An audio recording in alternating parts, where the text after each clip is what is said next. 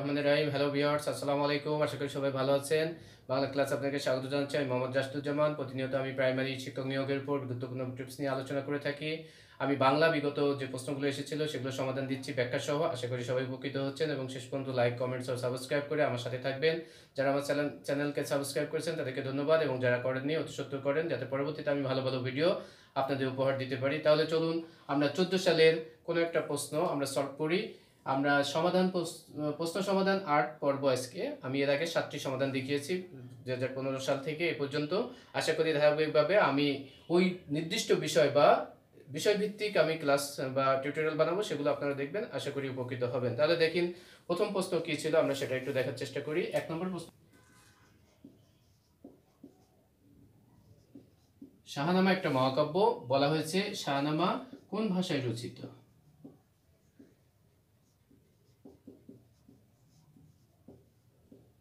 এই শাহনামা মহাকাব্যটা কোন ভাষায় রচিত? বিখ্যাত কবি আবুল কাশেম ফেরদৌসি। আবুল কাশেম ফেরদৌসি হচ্ছে ইরানি কবি, অর্থাৎ ফার্সি ভাষার কবি। উনি এই মহাকাব্যটি লিখেছেন। তাহলে এর লেখক হচ্ছে ফেরদৌসি, আর এটা লেখা হচ্ছে ফার্সি ভাষায়। ফার্সিকে ফরাসি মনে করার কোনো অবকাশ নেই। ফরাসি হচ্ছে ফ্রান্স দেশের ভাষা, আর ফার্সি হচ্ছে ইরানের ভাষা। পারস্য দেশ যেটা, সেটা ইরান। সেই ইরানের বিখ্যাত কবি হচ্ছে আবুল কাশেম ফেরদৌসি। ইনি এই শাহনামা মহাকাব্যটা রচনা করেছিলেন ফার্সি ভাষায়। প্রশ্ন ছিল কোন ভাষায়, তাহলে আমাদের উত্তর হবে ফার্সি ভাষায়। তাহলে এটা ছিল সাহিত্য অংশ থেকে প্রথম প্রশ্ন, এবং ওই 14 সালের যে প্রশ্নটা বিভিন্ন অঞ্চলে পরীক্ষা হয়, সেই প্রশ্নগুলো আমি ধারাবাহিকভাবে বিশ্লেষণ করছি ব্যাখ্যা সহ। 2 নম্বর প্রশ্ন দেখেন, বানান থেকে সঠিক বানান কোনটি?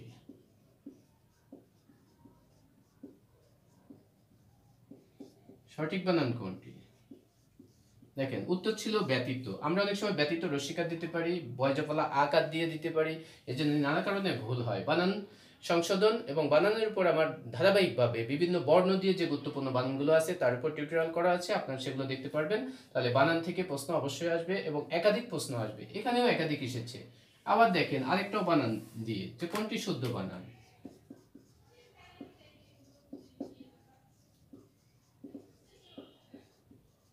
কোনটি শুদ্ধ বানান? তা দেখেন উত্তর অভ্যন্তরীণ। এটা আগেও কোনো একটা পরীক্ষা এসেছিল, আমি সেটাও টিউটোরিয়ালে বলেছি যে অভ্যন্তরীণ বানানটা এখানে আমরা দন্ত্য ন অনেক সময় দিয়ে দিই, অনেক সময় আভ্যন্তরীণ কথাটা উচ্চারণ করি, সেটাও ভুল। তাহলে অভ্যন্তরীণ। নত্য সত্য বিধানে একটা নিয়ম আছে, রি র স, এই তিনটার পরে যদি স্বরবর্ণ, এরপরে যদি ক বর্গের 5টি, প বর্গের 5টি, অথবা অন্তর্জ অন্তস্থ ব হ মূর্ধন্য স, অর্থাৎ এই যে তিনটা, এই যে 11টা, এই যে 5টি, এই যে 5টি এবং এই 4টি, এই 29টি বর্ণের মধ্যে যে কোনো বর্ণ পাশাপাশি যদি দুইটা থাকে, তারপরে যদি কোনো ন আসে, তাহলে ওই নটা মূর্ধন্য হবে। দেখেন অভ্যন্তরীণ র আছে, এই দেখেন র। তারপরে বলছে স্বরবর্ণ, এই যে দীর্ঘিকার স্বরবর্ণ, এর বলছে পাশাপাশি কমপক্ষে দুইটা আছে, পরবর্তী ন যদি আসে ওই নটা মূর্ধন্য হবে, এই যে সেখানে হয়েছে। তাহলে নত্যবিধানের একটা নিয়ম হচ্ছে অভ্যন্তরীণ এই মূর্ধন্যের ব্যবহার। তাহলে সঠিক বানান থেকে প্রশ্ন অবশ্যই আসে। তারপরে দেখেন 4 নম্বর, বাগধারা থেকে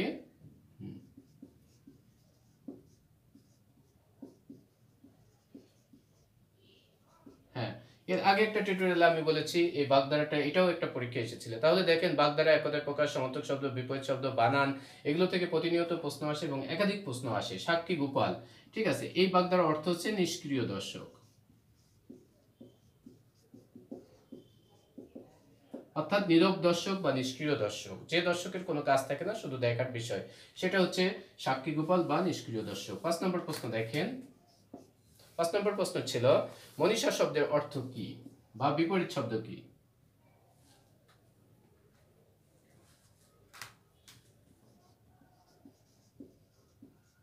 মনীষা এর বিপরীত কি? মনীষা এর বিপরীত আমরা অনেক সময় দেখি মনীষা সন্ধি বিচ্ছেদ করতে দেয়, মনস যোগ ঈশা, এটা নিপাতনে ব্যঞ্জন সন্ধি, সন্ধির মধ্যে এটা আছে। এখন বলছে এর বিপরীত কি? তাহলে মনীষা শব্দের অর্থ হচ্ছে জ্ঞানী বা তীক্ষ্ণ বুদ্ধি সম্পন্ন ব্যক্তিকে মনীষা বলা হয়। তাহলে জ্ঞানীর বিপরীত হচ্ছে মূর্খ বা নির্বোধ। তাহলে প্রশ্নের উত্তর ছিল নির্বোধ, ঠিক আছে। তাহলে মনীষা হচ্ছে জ্ঞানী ব্যক্তি, নির্বোধ মানে জ্ঞানহীন ব্যক্তি, এটা হচ্ছে তার বিপরীত শব্দ। 6 নম্বর দেখেন, 6 নম্বর প্রশ্ন এসেছিল, এটা একটা বিপরীত শব্দ থেকে, দেখেন সংশয়, এর বিপরীত কি? এই প্রশ্নটা পরীক্ষায় এসে থাকে। সংশয় মানে কি? ভয়। আর ভয় নেই কার? প্রত্যয়, মানে সাহসী। তাহলে এর বিপরীত হচ্ছে প্রত্যয়। প্রত্যয় মানে সাহসী, উদ্যমী, আর সংশয় মানে ভয়। তাহলে সংশয়ের বিপরীত হচ্ছে প্রত্যয়, বা প্রত্যয়ের বিপরীত হচ্ছে সংশয়। 7 নম্বর প্রশ্ন দেখি আমরা। 7 নম্বর প্রশ্ন, কোনটি সমার্থক শব্দ নয়? এরকম প্রশ্ন এসেছে, দেখেন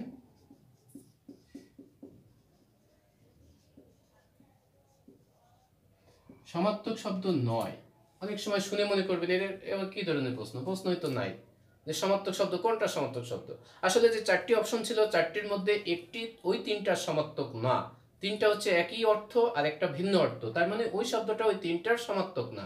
এইভাবে প্রশ্নটা আমরা দেখি একটা, দেখেন সংবাদ ছিল, গুজব ছিল, বার্তা ছিল, আর একটা ছিল সন্দেশ।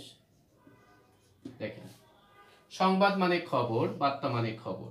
এই যে সন্দেশ, আমরা বর্তমানে মিষ্টান্ন বিশেষ মনে করলেও সন্দেশের ব্যুৎপত্তিগত অর্থ হচ্ছে সংবাদ। অর্থাৎ পূর্বেকার যুগে কোনো বাড়িতে খবর নিয়ে গেলে, সংবাদ নিয়ে গেলে এক প্লেট সন্দেশ নিয়ে যাওয়া হতো। তার মানে মানুষ মনে করতো সংবাদ আসছে মানে সন্দেশ আসছে, আর সন্দেশ আসছে মানেই সংবাদ আসছে। তাহলে দেখেন এই সন্দেশের ব্যুৎপত্তিগত অর্থ সংবাদ, সংবাদ তো আছেই, আর একটা হচ্ছে বার্তা, এটা মানে সংবাদ বা খবর। আর গুজব হচ্ছে কি? কুৎসা রটনা করা, সেটা। তাহলে এই গুজবটা হচ্ছে এর সমার্থক নয়। ঠিক আছে, তাহলে উত্তর ছিল গুজব। 8 নম্বর প্রশ্ন দেখেন, সত্য অর্থ কি? অর্থাৎ শর্ত শব্দের অর্থ কি? আমরা দেখেন সম্প্রদান কারক যখন পড়িয়ে থাকি, সম্প্রদান কারকের মধ্যে আছে শর্ত ত্যাগ করে কিছু দান করা। শর্ত মানে কি? শর্ত মানে হচ্ছে কি? অস্তিত্ব।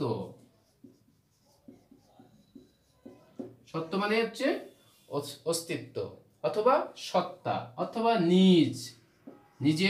নিজকে বিলীন করে দেওয়া। সত্য ত্যাগ করে দেওয়া মানে অস্তিত্বকে বিলীন করে দেওয়া, অর্থাৎ কোনো স্বার্থ বা শর্ত থাকবে না, সেটাকে বলে সত্য, অর্থাৎ অস্তিত্ব। 9 নম্বর প্রশ্ন দেখেন, 9 নম্বর প্রশ্ন কি ছিল? লাঠালাঠি কোন সমাস?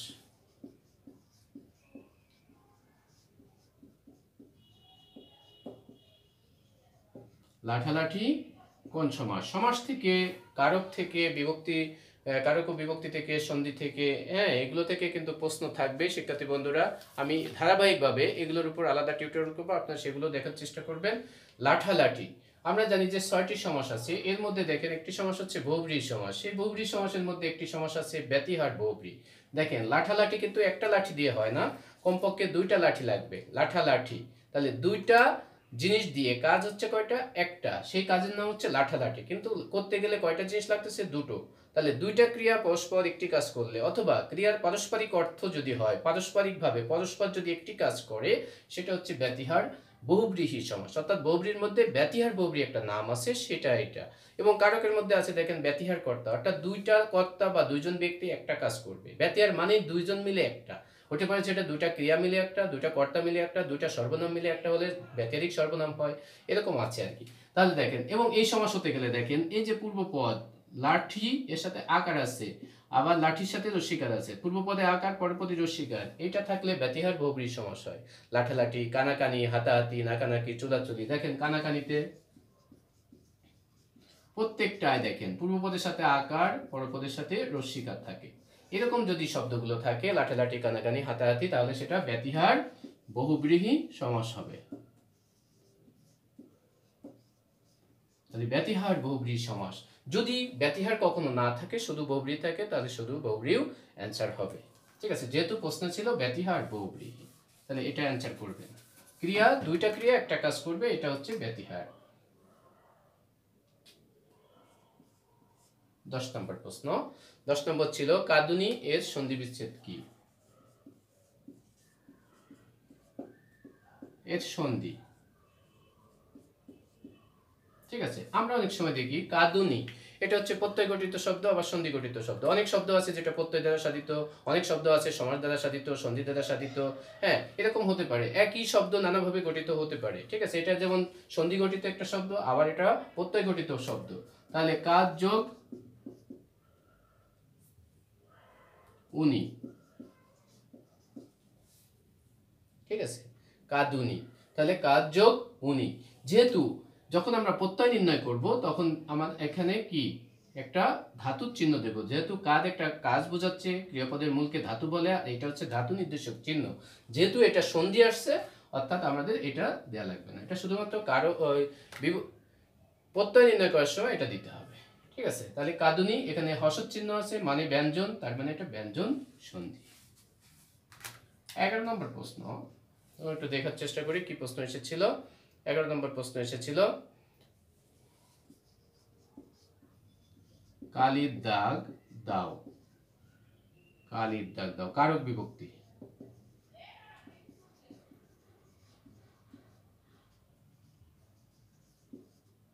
কারক বিভক্তির ব্যাপারটা হচ্ছে যে শব্দের নিচে দাগ থাকবে ওইটাকে কোন কারক কোন বিভক্তি নির্ণয় করতে হবে। কারক 6 প্রকার, সমাসের মতো দেখা যাচ্ছে 6টি কারকের মধ্যে একটি কারক আছে করণ কারক। সেই করণ কারকের অর্থ হচ্ছে যন্ত্র, সহায় বা উপায়, অর্থাৎ সাহায্যকারী, কাজের পিছনে যে সাহায্য করবে। আমি দাগ দিচ্ছি, দাগের পিছনে কে সাহায্য করতেছে? আমার হাতে এই যে কলম আছে, তাহলে এই যে কালি দিয়ে দাগ দিচ্ছি, দাগের পিছনে দাগ দিতে সাহায্য করতেছে কি?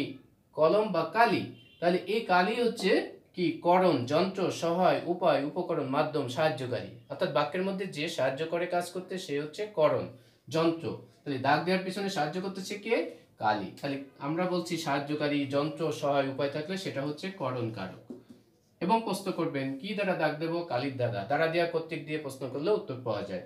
এখন দেখেন শব্দের শেষে অতিরিক্ত যে চিহ্ন থাকে মূল শব্দের পরে সেটাকে বিভক্তি বলে। এখানে র বিভক্তি আছে, তার মানে র থাকলে ষষ্ঠী, র এর রা, এগুলো হচ্ছে ষষ্ঠী বিভক্তি। তাহলে এই হচ্ছে আমাদের এই প্রশ্নটা।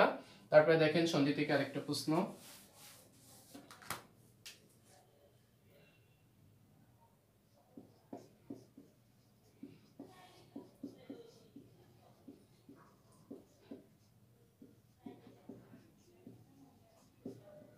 কোনটি নিপাতনের সন্ধি? নিপাতন মানে আগে কি বুঝতে হবে সেটা। এই নিপাতনটা স্বরের মধ্যে আছে, ব্যঞ্জনের মধ্যে আছে, আবার কারো ইয়েতেও আছে, প্রকৃতি প্রত্যয়ের মধ্যে আছে, সমাসের মধ্যেও নিপাতন কথাটা আছে। নিপাতন মানে হচ্ছে নিয়মে পড়ে না,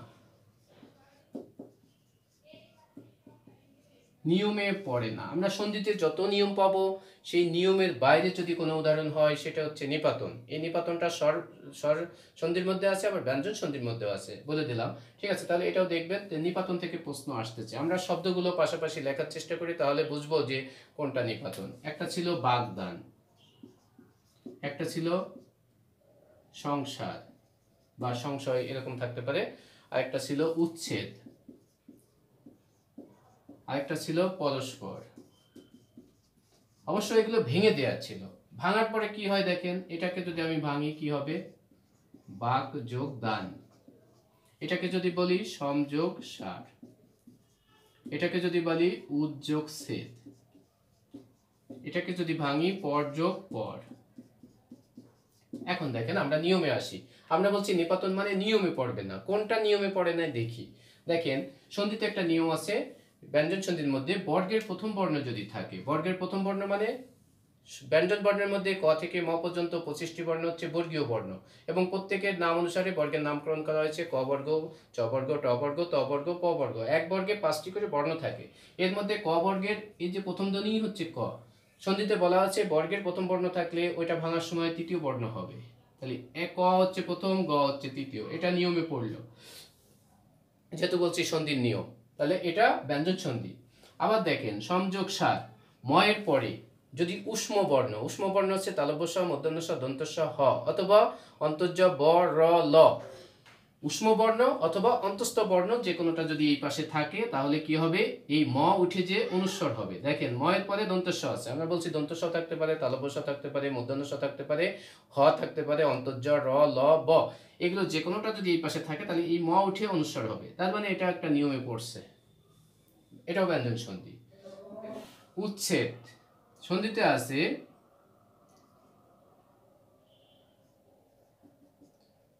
ত আর খণ্ডত, আমরা জানি যে ত এবং খণ্ডত এই দুইটার উচ্চারণ কিন্তু এক, ঠিক আছে, অথবা দ, এরপরে যদি চ বা ছ থাকে তাহলে উভয় মিলে চ হয়। তাহলে দেখেন এখানে উৎ খণ্ডত আছে, তারপর দেখেন ছ আছে, আমরা বলছি চ বা ছ থাকবে, তাহলে উভয় মিলে কি হবে চ, এই যে চ, তাহলে উচ্ছেদ, তাহলে এটাও একটা নিয়মে পড়ছে। আমরা বলছি নিপাতন মানে নিয়মে পড়ে নাই, এখন দেখি বাদ থাকে একটা, সে একটা নিয়মে পড়ছে কিনা। দেখেন র আছে, এই রর পরে প, এরকম কোন সন্ধিতে নিয়ম নেই যে রর পরে প এর পরে দন্তস্ব হয়েছে উভয় মিলে, এরকম কোনো নিয়ম নেই। তাহলে এই পরস্পর এটা হচ্ছে নিপাতনের সন্ধি, তাহলে এটা অ্যান্সার ছিল। তাহলে খেয়াল করবেন সন্ধির উপর আলাদা টিউটোরিয়াল হবে, আপনারা সেগুলো ধারাবাহিকভাবে দেখবেন, এবং কোন প্রশ্নগুলো সন্ধি থেকে যাবৎকালে পরীক্ষা এসেছে সেটাও আমি আলাদা টিউটোরিয়ালে দেব। তারপরে দেখেন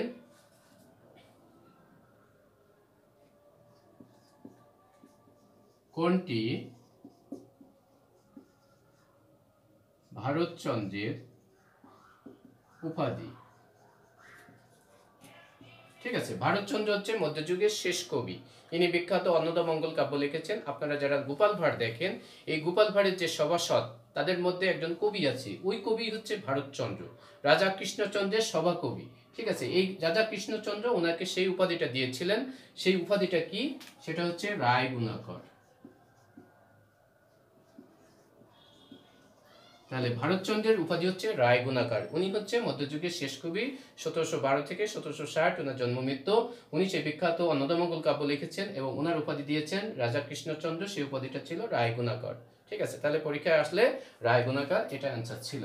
এরপরে দেখেন 14 নম্বর প্রশ্ন ছিল জহির রায়হানের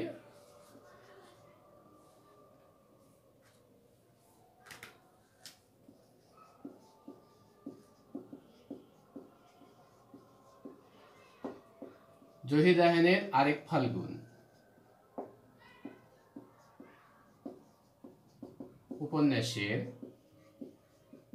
পটভূমি ড্যাশ, অর্থাৎ পটভূমি কি ছিল, এই উপন্যাসের পটভূমিটা কি ছিল। আপনারা একটা জিনিস দেখেন, ফাল্গুন, আমাদের যখন ভাষা আন্দোলন হয়েছিল তখন বাংলা মাস ছিল ফাল্গুন, এবং ফাল্গুন মাসের 8 তারিখ ছিল 21শে ফেব্রুয়ারি 1952, এই দিন ছিল ফাল্গুন মাসের 8 তারিখ। তাহলে এই যে ফাল্গুন নিয়ে যে কথাটা আসছে, এটা ভাষা আন্দোলন বা 21শে ফেব্রুয়ারি নিয়ে লেখা, তাহলে এটার পটভূমি হচ্ছে ভাষা আন্দোলন। জহির রায়হানের বিখ্যাত যে উপন্যাস 1000 বছর ধরে, আরেক ফাল্গুন, হ্যাঁ, এগুলো আপনারা পড়বেন। এবং ইনি প্রথম বাঙালি যিনি বিদেশিদের কাছে বাংলাদেশের স্বাধীনতা যুদ্ধ সম্পর্কে ইংরেজিতে চলচ্চিত্র নির্মাণ করেন এবং সেটা বিদেশি মানুষদেরকে উনি জানান। ঠিক আছে, তাহলে ইনি 1972 সালে 30 জানুয়ারি জহির রায়হান হারিয়ে গেছে, ওনাকে আর পাওয়া যায়নি, অর্থাৎ গুম হয়ে গেছেন। ঠিক আছে, তারপরে প্রশ্ন দেখেন বিষাদ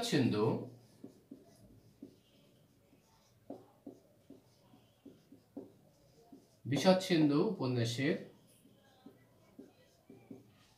নায়ককে।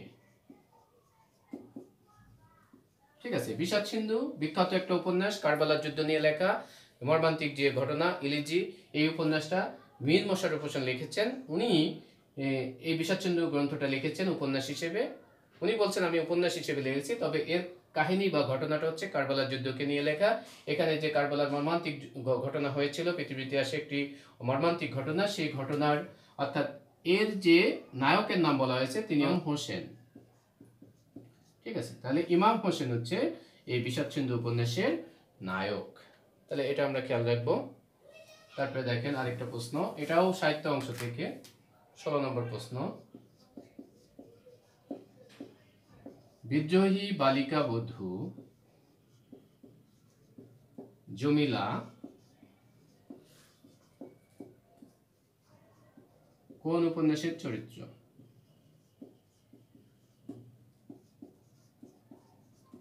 ঠিক আছে, বিখ্যাত একটা চরিত্র এবং বিখ্যাত সেই উপন্যাস, আপনারা জানেন সৈয়দ আলিউল্লাহ লাল সালু উপন্যাস লিখেছেন। এখানে পীর প্রথা অর্থাৎ পীর ভণ্ড পীরের যে একটা আস্তানা বা কাহিনী, সেই মসজিদের ঘটনা নিয়ে এখানে লেখা। হচ্ছে টুপি বেশি, ধর্মের আগাছা বেশি, সেই মাজার ব্যবসা, সেই মাজার নিয়ে এই ঘটনাটা লেখা।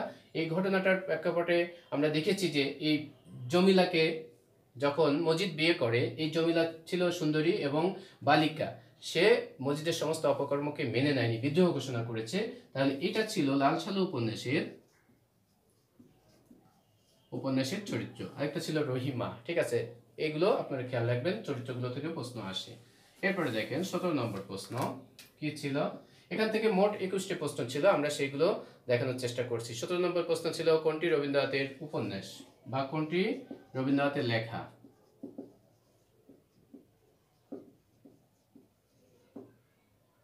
রচনা দেখেন সঠিক নামটা হচ্ছে চতুরঙ্গ। এই চতুরঙ্গটা হচ্ছে উপন্যাস, আর বাদ বাকিটা তিনটা আমার তো মনে হচ্ছে না এগুলো উপন্যাস বা অন্য কোনো রচনা হতে পারে, সেটা ঠিক আছে। রবীন্দ্রনাথের রচনা হচ্ছে চতুরঙ্গ। আপনারা খেয়াল করবেন রবীন্দ্রনাথ যে 13টি উপন্যাস লিখেছেন তার মধ্যে চতুরঙ্গ একটি। আমরা বিখ্যাত উপন্যাস তারপরে যাই গোড়া, ঘরে বাইরে, রাজনৈতিক উপন্যাস, চোখের বালি, অসাধারণ উপন্যাস, বাংলা সাহিত্যের প্রথম কি মনস্তাত্ত্বিক উপন্যাস। আর এই চতুরঙ্গটা হচ্ছে সামাজিক মনস্তাত্ত্বিক উপন্যাস, সামাজিক সমাজের ঘটনা এবং মনস্তাত্ত্বিক ব্যাপারটা এখানে প্রাধান্য পেয়েছে, সেটাও খেয়াল রাখবেন। তারপরে দেখেন 18 নম্বর, জসিমউদ্দিনের নাটক কোনটি? আমরা জানি যে পল্লী কবি জসিমউদ্দিন তার নকশিকাঁথা কাব্যের জন্য এবং কবর কবিতার জন্য উনি বাংলা সাহিত্যে অমর হয়ে আছেন। তার কবিতা ছাত্র অবস্থায় পাঠ্যপুস্তকে অন্তর্ভুক্ত করা হয় এবং নকশিকাঁথার মাঠ বিভিন্ন বিদেশি ভাষায় অনুবাদ হয়েছে। তার কয়েকটি বিখ্যাত নাটক রয়েছে, একটা রয়েছে বেদের মেয়ে, আরেকটা রয়েছে পল্লীবধূ, হ্যাঁ, তারপরে এবং কি বেদের মেয়ে, এই দুইটা সবচেয়ে হচ্ছে নামকরা তার নাটক। এখানে উত্তর ছিল বেদের মেয়ে, ঠিক আছে। এই বেদের মেয়ে হচ্ছে তার নাটকের নাম, এটা পরীক্ষা ছিল। আমরা তার পরবর্তী প্রশ্ন দেখছি কি ছিল, একটা বাগধারা ছিল, সেটা হচ্ছে সৌভাগ্যের বিষয়।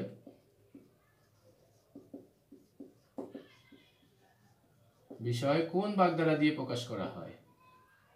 কোন বাগধারার অর্থ এইভাবে থাকতে পারে। তাহলে আমি গত একটা টিউটোরিয়ালে দেখছি কোনো একটা প্রশ্ন এসেছে কোনো একটা বছরে বা অঞ্চলে, এই প্রশ্নটা এসেছিল, সেটা হচ্ছে সৌভাগ্যের বিষয়। এই কোন বাগধারার এটার অর্থ, ঠিক আছে। আমরা জানি যে একাদশী বৃহস্পতি, এর অর্থ হচ্ছে সৌভাগ্যের বিষয়। তাহলে একাদশী বৃহস্পতি এই বাগধারার অর্থ হচ্ছে সৌভাগ্যের বিষয়। তাহলে বাগধারা, একতার প্রকাশ, সমার্থক শব্দ, বিপরীত শব্দ, এগুলো থেকেও প্রশ্ন আসছে, আপনারা সেটাও খেয়াল করবেন। যেগুলো মুখস্থ পড়া আপনারা পড়ে ফেলবেন। তারপরে দেখেন গঠনগতভাবে বা গঠন অনুসারে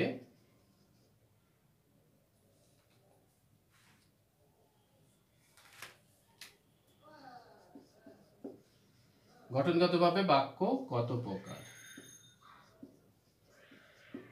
বাক্যের দুই রকম শ্রেণী রয়েছে, একটা হচ্ছে অর্থগতভাবে আর একটা হচ্ছে গঠনগতভাবে। গঠনগতভাবে 3 প্রকার, অর্থগতভাবে 5 প্রকার। তাহলে এখানে আসছে গঠনগতভাবে, সেটা হচ্ছে 3 প্রকার। একটা হচ্ছে সরল বাক্য, একটা হচ্ছে জটিল বা মিশ্র বাক্য, আর একটা হচ্ছে কি যৌগিক বাক্য, অর্থাৎ সিম্পল, কমপ্লেক্স, কম্পাউন্ড।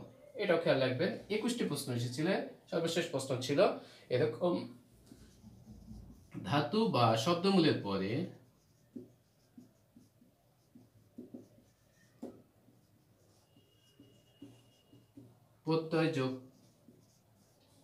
প্রত্যয় যোগের উদ্দেশ্য কি? অর্থাৎ কোন শব্দের মূল বা ধাতু ক্রিয়ার মূল এর সাথে প্রত্যয় যোগ করার উদ্দেশ্যটা কি? প্রত্যয় যোগ করলে কি হয়? প্রত্যয় যোগ করলে দেখেন, একটা হচ্ছে মনে করেন হাত, এটা শব্দমূল, এর সাথে আ দিলাম, তাহলে হলো হাতা। তাহলে এই যে প্রত্যয় যোগ করার ফলে কি হলো, একটা নতুন শব্দ পেলাম। আবার দেখেন ধাতুর পরে মনে করেন পর যোগ অন্ত, পরন্ত, তাহলে পর হচ্ছে ধাতু বা ক্রিয়ামূল, এরপরে দেখেন প্রত্যয় যোগ হয়েছে, তাহলে কি হলো, একটা নতুন শব্দ পাচ্ছি, পরন্ত, ঠিক আছে। তাহলে এই ধাতু বা শব্দের মূলের সাথে প্রত্যয় যোগ করার ফলে নতুন শব্দ গঠন হয় বা নতুন শব্দ তৈরি হয়, এটাই হচ্ছে উত্তর। অর্থাৎ প্রত্যয়, সমাস, সন্ধি, হ্যাঁ, তারপরে বিভক্তি, এক কথায় প্রকাশ, এগুলো হচ্ছে নতুন শব্দ প্রক্রিয়া, সমাস নতুন শব্দ প্রক্রিয়ার একটি গঠন। তাহলে এগুলো হচ্ছে সব নতুন শব্দ তৈরি করে। তাহলে আজকে এই পর্যন্ত। আগামী ক্লাসে অন্য একটি অঞ্চলের অন্য একটি সালের প্রশ্ন আমি সমাধান দেবো। সে পর্যন্ত সবাই ভালো থাকেন, সুস্থ থাকেন। আল্লাহ হাফেজ, আসসালামু আলাইকুম।